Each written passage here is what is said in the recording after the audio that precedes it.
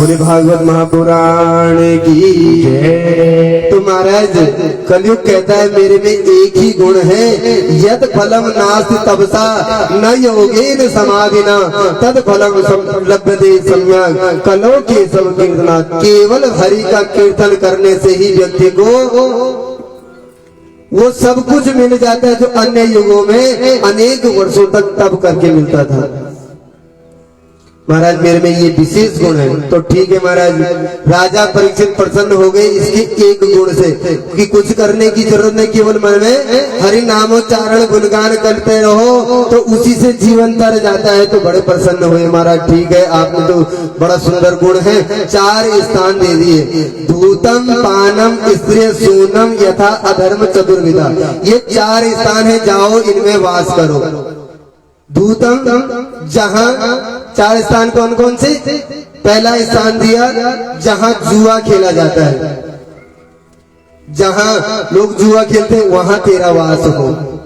दूसरा स्थान दिया पानम, जहां मदिरा आदि का पान होता है वहां तेरा वास हो। और तीसरा स्थान दिया जहां लंपट पुरुष जाते हैं यानी वैश्यालय में तेरा वास हो।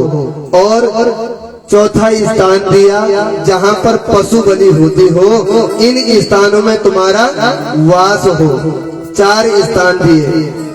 महाराज कलयुग गिड़गिड़ाने लगा, महाराज आपने मेरा स्वरूप देखा काला काला विकराल और मुझे स्थान भी ऐसे दे दिए जैसा मेरा स्वरूप है वैसा ही स्थान दे दिए। न तो महाराज कोई जुआ खेलेगा, न कोई मदिरा पान करेगा, न महाराज कोई गलत जगह जाएगा, न कोई पशु बलि आदि करेगा। तो महाराज ये चारों काम जब कोई करेगा नहीं तो मैं रहूंगा कहाँ, मैं रहूंगा कहाँ? सब लोग ये काम नहीं करेंगे तो मैं कहाँ रहूंगा। 5वां स्थान दे दिया महाराज, एक कमरा, तो घर के सारे कमरे खराब हो और एक कमरा जरा सुंदर सा हो जाए। तो कोई बाहर से कोई आए तो भाई सुंदर कमरे में बिठाऊंगा, कोई बात नहीं और कमरे जैसे भी हो, लेकिन एक स्थान मेरा इतना सुंदर गुण आप बीच गए तो एक सुंदर स्थान तो दे दो। तो महाराज ऐसा है 5वां स्थान दे दिया, जाओ सोने में भी बोले तुम्हारा वास हो। कौन सा सोना?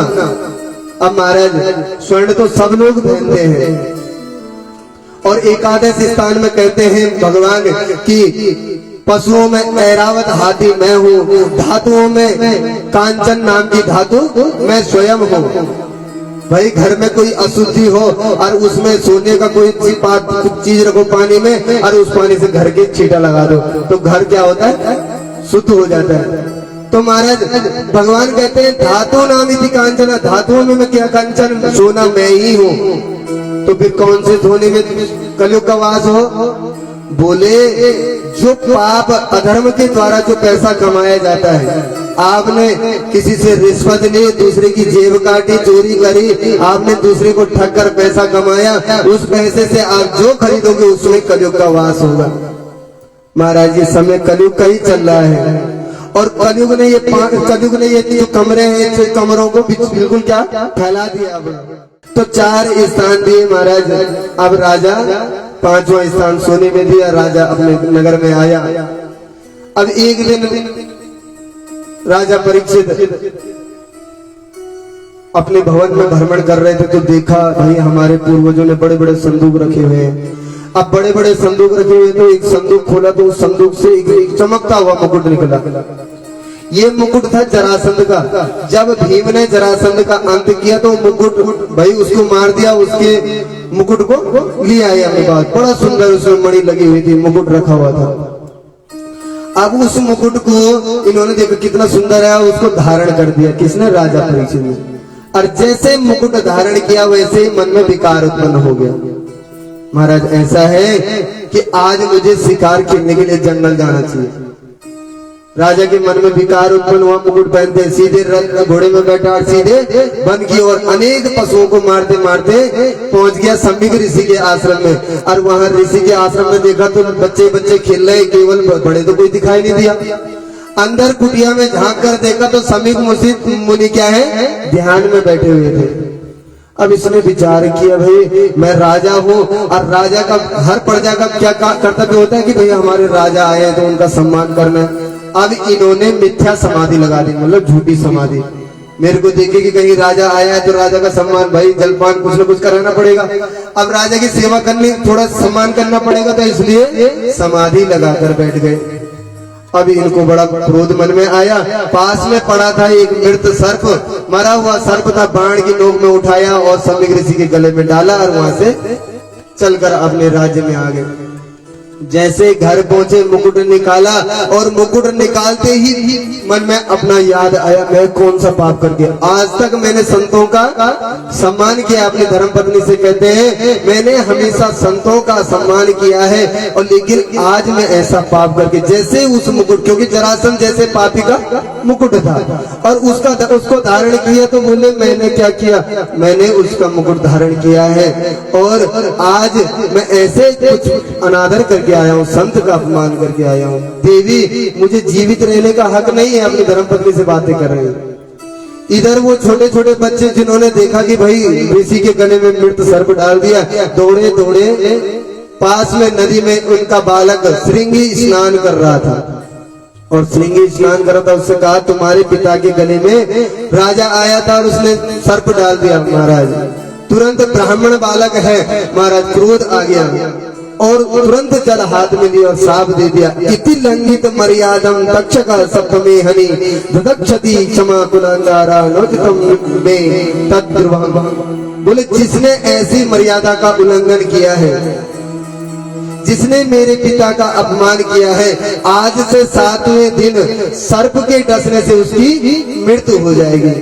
तुरंत 5 बालक का श्रृंगी और महाराज ब्राह्मण बालक हाथ में जल लेकर साफ दे दिया। रोते रोते अपने कुटिया में पहुंचा तो वहां जब बालक का रुदन की आवाज सुनी, और रुदन की जब आवाज सुनी तो क्या हुआ, ऋषि के नेत्र खुले, बेटा क्यों रो रहा है, गोद में लिया बालक को। तो जो अन्य और बालक थे उन्होंने कहा आपके गले में मृत सर्प राजा डाल के गया। तुरंत ऋषि ने सर्प उठाया और कि दूर, बेटा ये तो मरा हुआ है, क्यों रो रहा है। बोले महाराज इन्होंने तो साफ तक दे दिया कि आज से जिसने मेरे पिता का अनादर किया उसको आज से 7वें दिन सर्प के डसने से, तक्षक के डसने से उसकी मृत्यु होगी। बेटा तूने ऐसा क्यों किया, अपने बेटे को डांटा। ये तो धर्मात्मा राजा है, जो राजा परीक्षित है, बड़ा धर्मात्मा है, जिसके कारण हम लोग क्या है, वन में रह रहे हैं लेकिन स्वतंत्र हैं। यहाँ हमें किसी का भय नहीं है। यदि राजा धर्मात्मा होती है तो प्रजा क्या होते हैं, प्रजा भी धर्म कर्म में लगते हैं, और यदि राजा दुष्ट है तो प्रजा में भी अनेक पाप होने शुरू हो जाते हैं। ये तो धर्मात्मा राजा है बेटा, ऐसे राजा फिर इस कलयुग में दिखाई नहीं देंगे। बेटा तूने ऐसे साफ क्यों दिया।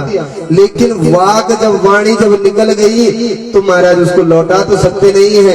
अपने कुछ शिष्यों को भेजा, कहते हैं अपने शिष्यों को भेजा, जाओ और राजा से कहो कि राजन यदि अपने जीवन का कल्याण करना चाहते हो तो आपके पास 7 दिन हैं, यदि आप अपने जीवन का कल्याण कर सको तो करो। महाराज सम्यक ऋषि के शिष्य जाकर कहे, बोले राजन हमारे गुरुपुत्र श्रृंगी ने आपको 7 दिन में मरने का साथ दे दिया है, आप यदि इन 7 दिनों में अपने जीवन का कल्याण करना चाहते तो करो। राजा बड़ा प्रसन्न हुआ, ये तो बड़ा सुंदर बात है, लेकिन मैंने तो ये अपराध किया, मैं तो तुरंत मृत्यु का अधिकारी था, लेकिन उन्होंने फिर भी मुझे 7 दिन दे दिए। तुरंत कहते हैं अपने पुत्र जन्मेजय को राजगद्दी पर बिठाया और राजसी वस्त्र त्यागे बेटे को राजगद्दी में बिठाया और स्वयं गंगा जी के किनारे सुकुरताल आ गए। और महाराज जो भी मिलता, जो भी संत मिलता, ब्राह्मण मिलता, सबसे हाथ जोड़कर एक ही प्रश्न करते, म्रियमाणस्य किम कर्तव्य, मरने वाले को क्या करना चाहिए। ये नहीं बोला कि मैं मरने वाला हूँ, बोला म्रियमाणस्य किम कर्तव्य, मरने वाले जिसको मरना है उसको क्या करना चाहिए। तभी कहते हैं इस प्रकार प्रश्न पूछ ही रहे थे कि तत्राद भगवद भगवान व्यास पुत्रो यत्र छयागामट मानो नपेक्षा अलिप्यलिंगो निज लाभ दुष्टो भृतस्य बाला अवधूत भेषः। तभी एक बालक के रूप में, अवधूत रूप में, जैसे स्वयं तत्राद भगवत भगवान व्यास पुत्र, जैसे भगवान ही स्वयं व्यास पुत्र सुखदेव के रूप में आ गए हों। बोलो सुखदेव महाराज की। महाराज जैसे ही सुखदेव जी महाराज मात्र 16 वर्ष की आयु सुखदेव जी, उससे ऊपर नहीं है, और अवधूत वेश है, पूरे शरीर में कोई वस्त्र नहीं है, लंबी लंबी जटाएं हैं, केवल शरीर में कौपीन पहने हुए एक लंगोट मात्र है। और महाराज अनेक बालक, बच्चे देखते हैं भाई नंगा बाबा, तो बच्चे पीछे से मजाक भी उड़ा रहे, लेकिन उनको कोई भेद नहीं है, चुपचाप चलते हुए आ रहे। सब देखा, बड़े बड़े ऋषिगण खड़े होकर उनका स्वागत कर रहे हैं, तो समझ गए कोई न कोई बड़े संत हैं। तुरंत चरणों में लेट गए, और चरणों में लेटकर सीधे एक ही प्रश्न पूछा, महाराज मेरी मानस से किम कर्तव्यम, मरने वाले को क्या करना चाहिए। अब राजा परीक्षित का इस प्रश्न सुनकर सुखदेव जी महाराज गदगद हो गए। बोले आपने बड़ी सुंदर प्रश्न मुझसे पूछा। वर्याने सते प्रश्न कृतो लोकहितं निर्वा आत्मा वित्सम्मता पुंसां शोध व्याधि सुया परः। हे राजन, वर्यानेस ते प्रश्न, जो आपने प्रश्न पूछा बड़ा ही सुंदर प्रश्न है। और कीर्तो लोक हिता नृपः, हे राजन आपने लोक हित के लिए प्रश्न किया कि मरने वाले को क्या करना चाहिए। तो हम तो जित श्वासो जित संगो जितेंद्र स्थूले भगवतो रूपे मन संध्या रहे दिया। व्यक्ति को क्या चाहिए, 4 बातों का हमेशा ध्यान रखना चाहिए। सबसे पहले जितासनो, अपने आसन को जीतो, बैठना का जित श्वासो, श्वास पर विजय प्राप्त करो। 3 प्रकार से प्राणायाम करो।